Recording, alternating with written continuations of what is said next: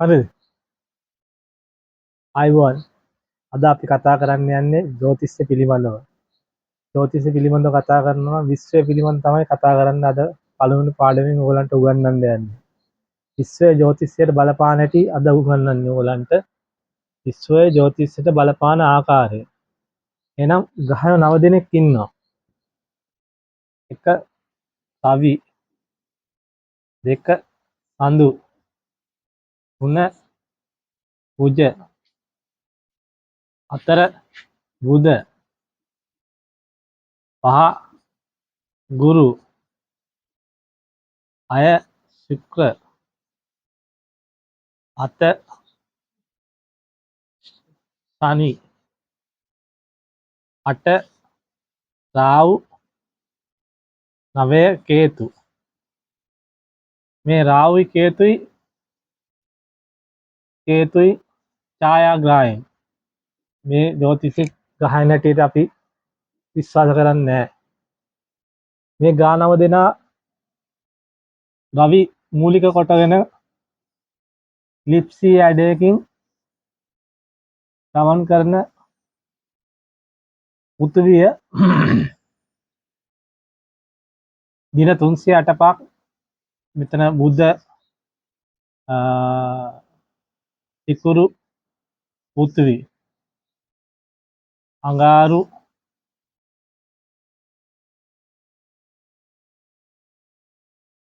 බ්‍රහස්පති අඟාරු බ්‍රහස්පති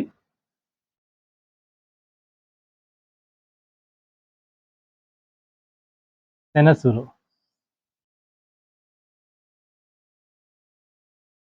සූර්යයා මූලික කොටගෙන තමයි කේන්ද්‍රය ඇති වෙලා තියෙන්නේ. එහෙනම් මේ බුධයි ගුරුයි කුජයි අතර නක්ෂත්‍ර වලල්ලක් පිටලා තියෙනවා. මේ නක්ෂත්‍ර වලල්ල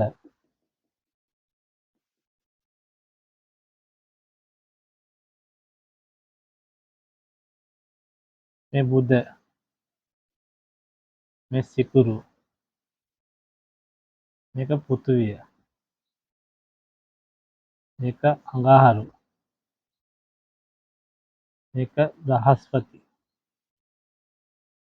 මේක සෙනසුරු. පෘථිවිය සූර්යයා වටා දින 365ක් ගමන් කරනවා. තමන්ගේ කක්ෂය වටා පැය 24ක් ගමන් කරනවා. පෘථිවිය වටා ගමන් කරන ග්‍රහයෙක් ඉන්නවා චන්ද්‍රයා. චන්ද්‍රයා එක රාශියක දින දෙකමාරක් ගමන් කරනවා. චන්ද්‍රයා මේ පෘථිවිය වටා ගමන් කරද්දී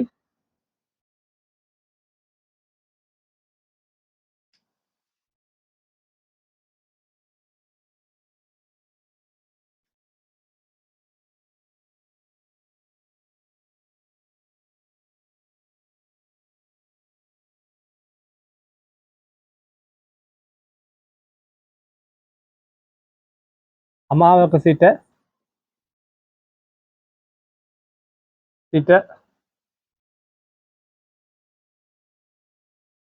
පුර පෑලවියසෙක්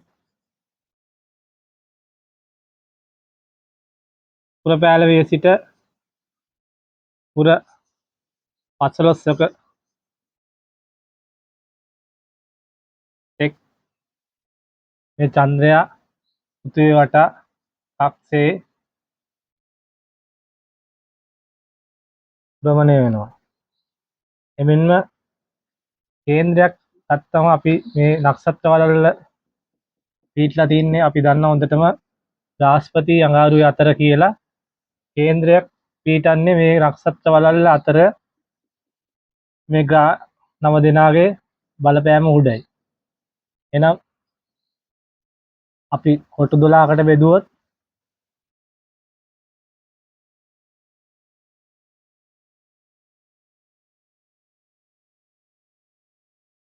මේ නක්ෂත්‍ර වලල්ලේ බලපෑම සඳුට එල්ල වෙනවා. සඳුවේට එල්ල වෙනවා නක්ෂත්‍ර වලල්ලේ බලපෑම.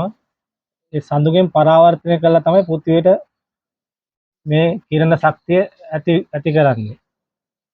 එහෙනම් අපි බලන්න ඕනේ රාශියක් කොහොමද නිර්මාණය වෙන්නේ කියලා.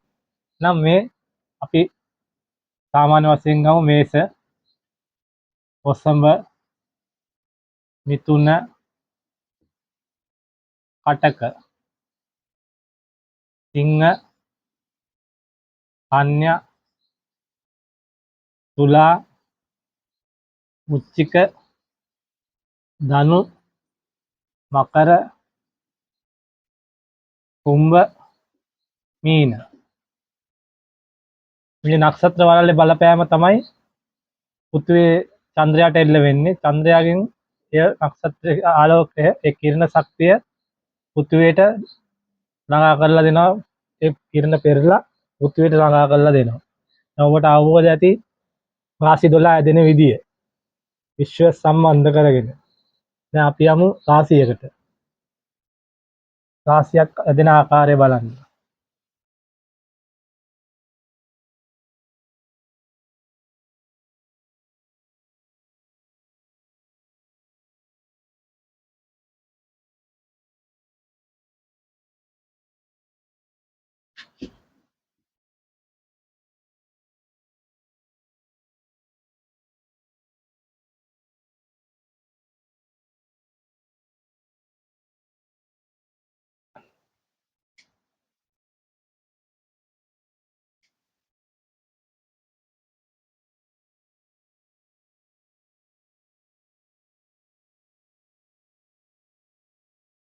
නක්ෂත්‍ර වලල්ලේ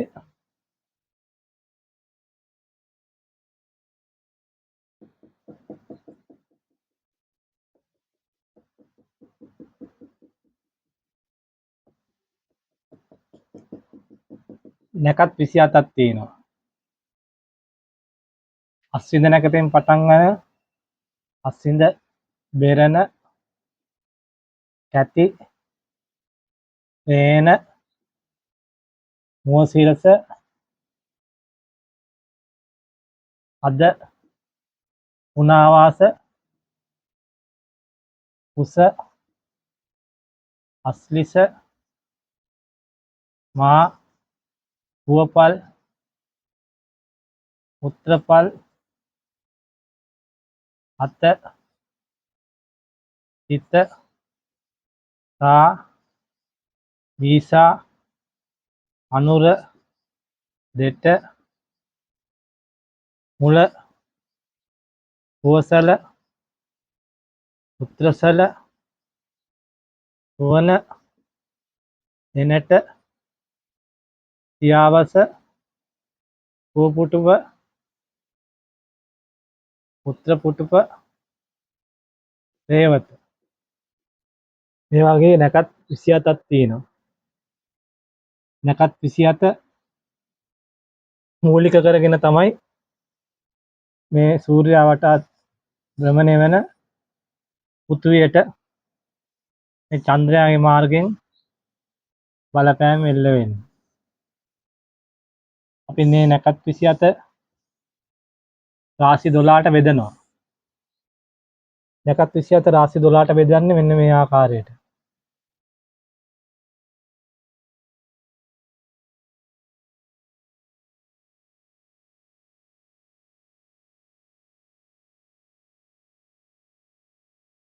අස්විඳ නැකත මේෂ රාශියේ පටන් ගන්න අස්විඳ නැකත. මේෂ, අස්විඳ. මේෂ රාශියේ පටන් ගන්න බෙරණ නැකත. කැති. එන අස්විඳ නැකතට පාද 4යි, බෙරණ නැකතට පාද 4යි, කැති නැකතට එක පාදයක්. මේෂ රාශිය. වසම රාශියේ කැති නැකතට පාද 2යි, පාද 3යි, රේන නැකතට පාද 4යි, මෝසිරස නැකතට පාද 2යි. වසම මිථුන රාශියට මෝසිරස නැකතේ පාද 2යි, අද නැකත පාද 4යි පුනාවාස නැකතේ පාද 3යි අටක රාශියට පුනාවාස නැකතේ පාදයයි උස නැකතේ පාද 4යි අස්ලිස නැකතෙන් වෙනවා පාද 4කි. මේ ආකාරයට රාශි නැකත් පාද බෙදනවා. නැකත් පාදයක් කියන්නේ අංශක 3යි කලා 20ක්. අංශක 3යි කලා 20ක්. නැකතක් මේක පාදයක්. නැකතක් අංශක 13යි කලා 20ක්. රාශියක් අංශක 30යි. මෙන්න ආකාරයට කටක සිංහ රාශියට මා මෙතන ගණ්ඩාන්තයක් කියලා හඳුන්වන්නේ මේ කටක රාශිය අස්සිරිය සැලකේ පාද 4න් ඉවර වුණාම එතන ගණ්ඩාන්තයක් කියලා හඳුන්වනවා. මා පාද 4යි පුවපල් පාද 4යි උත්තරපල් පාදයක්. මේ නැකත් පාදයක් කියන අංශක 3යි 20ක්. එතකොට මේ ආකාරයට සිංහ රාශියේ නැකත් පාද බෙදලා තියෙනවා. මේ ආකාරයට මේ සිංහ කන්‍යා තුලා උච්චික ධනු මකර කුම්භ මීන මේ ආකාරයට පාද බෙදීමක් කරනවා. මේ ආකාරයට පාද බෙදාගෙන ගියාම අපිට මූලික වශයෙන් නැකත් මතකේ තබා ගන්න පුළුවන්.